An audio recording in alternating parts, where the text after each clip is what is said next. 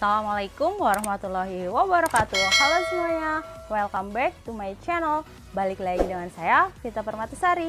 Hari ini saya akan membuat sebuah alat peraga, yaitu pompa hidrolik sederhana. Mari kita lihat video berikut ini. Check it out. Jangan lupa like, comment, dan subscribe ya. Perkenalkan, nama saya Vita Permatasari dari MAN Kota Banjar. Nah, di sini saya akan membuat sebuah alat peraga, yaitu pompa hidrolik sederhana. Mari kita lihat bagaimana cara membuatnya dan apa saja alat dan bahan yang akan dibutuhkan. Yuk, kita simak video berikut ini. Yang pertama, ada stik es krim. Yang kedua, ada kawat yang sudah dipotong kecil-kecil. Yang selanjutnya, ada pewarna makanan dan tabung reaksi kecil. 6 buah tusuk gigi dan kayu kecil. Benda yang akan diangkat bebas menggunakan apa saja. Yang selanjutnya ada 2 buah suntikan dan selang yang sudah dipotong pendek. Kita juga menggunakan tang untuk mengaitkan. Kemudian yang terakhir ada lem tembak beserta isinya. Bagaimana sih cara pembuatannya? Yuk kita simak langkah-langkah pembuatannya. Yang pertama, stik es krim dibuat lubang ya, dibuat 3 lubang. Nah, saya menggunakan jarum yang sudah dipanaskan kemudian dilubangi. Kemudian lubangnya tersebut berada di 3 titik, ujung-ujung dan di tengah. Kemudian kawat-kawat yang tadi sudah dipotong-potong, kita tekuk bagian ujung-ujungnya supaya bisa mengaitkan. Nah, setelah semuanya ditekuk, bentuknya seperti itu ya. Kalian bisa lihat bukan? Sudah jadi semuanya. Nah, ketika sudah jadi semuanya, kita susun stik es krim yang sudah dilubangi dan kemudian ada suntikan serta kawatnya dan ada tang. Mari kita coba untuk mengaitkan antara stik es krim tersebut. Lubang bagian tengah kita kaitkan agar dapat menyilang. Nah, seperti itu ya. Jadi semuanya kita kaitkan di bagian tengah sehingga stik es krimnya dapat menyilang seperti berikut. Setelah stik es krimnya sudah menyilang, kita susun, kemudian kita tumpuk untuk dikaitkan lagi bagian ujung-ujungnya. Kalian bisa lihat seperti gambar berikut. Nah, jadi antara ujung yang satu dengan ujung yang satunya kita kaitkan lagi dengan kawat seperti yang tadi sudah kita lakukan sebelumnya. Begitu seterusnya ya. Nah, setelah semuanya terkait, mari kita coba goyang-goyangkan. Nah, nanti akan bergoyang seperti itu. Sekarang kita tinggal mengkaitkan antara kedua stik yang sudah dikaitkan dengan kawat menggunakan tusuk gigi. Tusuk giginya kita masukkan ke lubang yang paling atas dan paling bawah. Setelah lubang atas dan lubang bawah kita masukkan tusuk gigi, sekarang kita tumpuk. Nah, lubang atas dan bawah dari stik es krim yang satunya kita beri tusuk gigi juga. Ketika semuanya sudah terkait, jadilah seperti itu. Nah, sekarang kita lem bagian ujung-ujung tusuk gigi supaya tidak lepas ya. Semuanya 6 bagian tersebut kita lem. Tabung reaksi yang kecil itu setelah diberi air kita campur dengan pewarna makanan. Setelah tercampur, kita masukkan cairan tersebut ke dalam suntikan ya.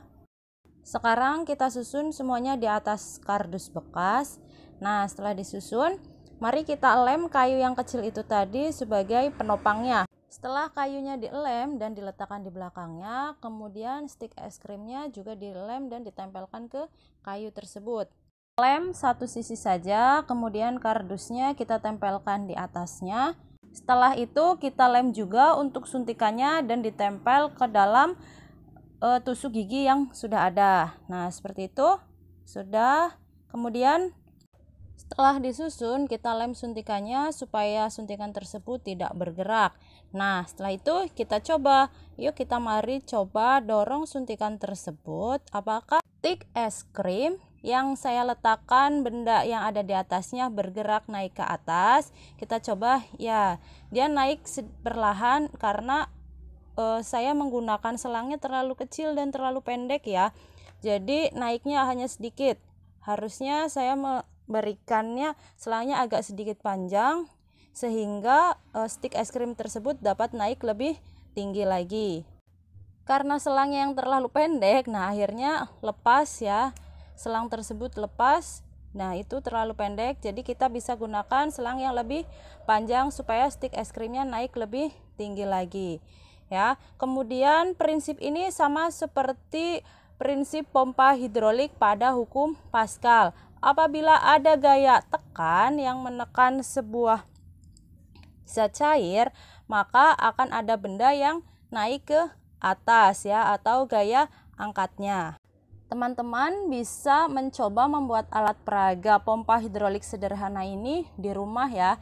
Jadi selain menggunakan stik es krim, kalian juga bisa menggunakan kardus bekas yang dipotong-potong dan dikaitkan sama seperti tersebut ya. Nanti kita sama menggunakan suntikan dan didorong ya. Itu kalian bisa lihat sendiri di situ, karena memang selangnya yang pendek sehingga gaya angkatnya tidak terlalu tinggi.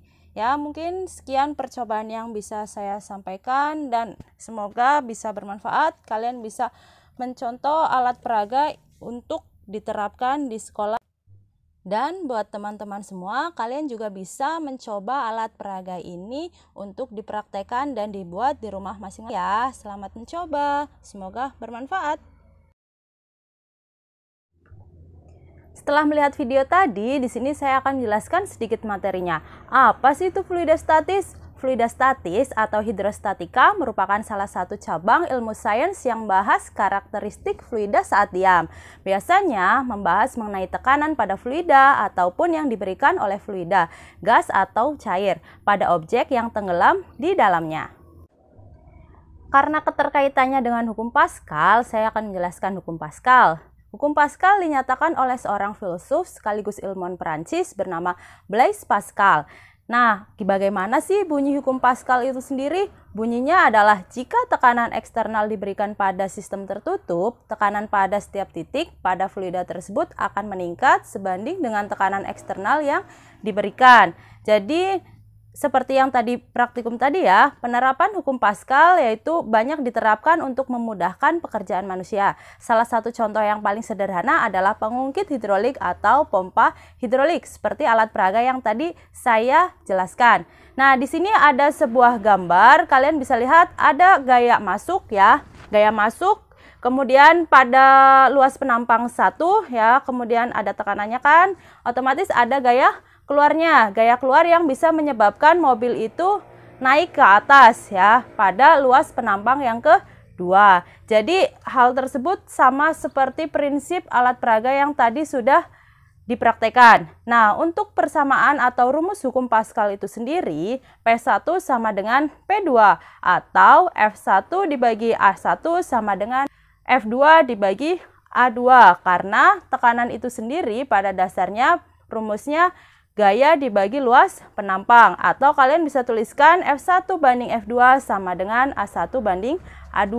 Jika diketahui diameter atau jari-jari, luas penampangnya kita ubah. Kalian masih ingat kan apa itu luas lingkaran?